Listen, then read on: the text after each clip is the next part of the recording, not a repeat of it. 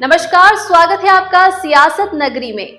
दिल्ली में आयोजित AI summit के दौरान हुए प्रदर्शन ने सियासी तापमान बढ़ा दिया है। आर्टिफिशियल इंटेलिजेंस को लेकर आयोजित इस बड़े कार्यक्रम के बाहर विपक्षी कार्यकर्ताओं ने सरकार की नीतियों के खिलाफ विरोध दर्ज कराया।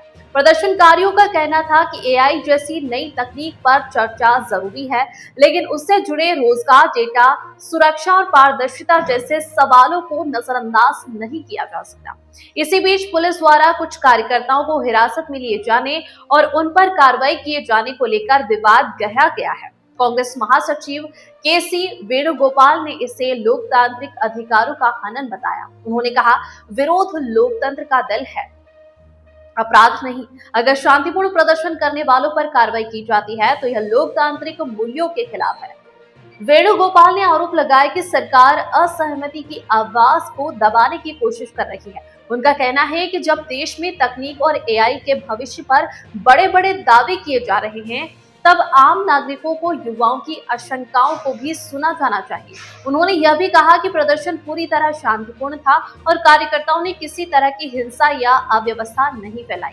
वहीं दूसरी ओर सरकार और प्रशासन का पक्ष अलग है। अधिकारियों का कहना है कि एआई समिट एक अंतर्राष्ट्रीय स्तर का कार्यक्रम था, जिसमें कई देशों के प्रतिनिधि और विशेषज्ञ शामिल हुए थे। ऐसे में सुरक्षा व्यवस्था सख्त रखना जरूरी था।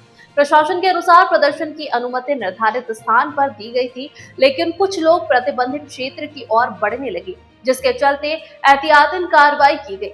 राजनीतिक विश्लेषकों का मानना है कि यह विवाद सिर्फ एक प्रदर्शन तक सीमित नहीं है, बल्कि व्यापक राजनीतिक संदेश भी देता है। एक तरफ सरकार तकनीकी प्रगति और डिजिटल इंडिया के विजन को आगे बढ़ाने की बात कर रही है, तो दूसरी तरफ विपक्ष नागरिक अधिकारों और लोकतांत्रिक स्वतंत्रता के मुद्दे को प्रमुखता से उठा रहा है।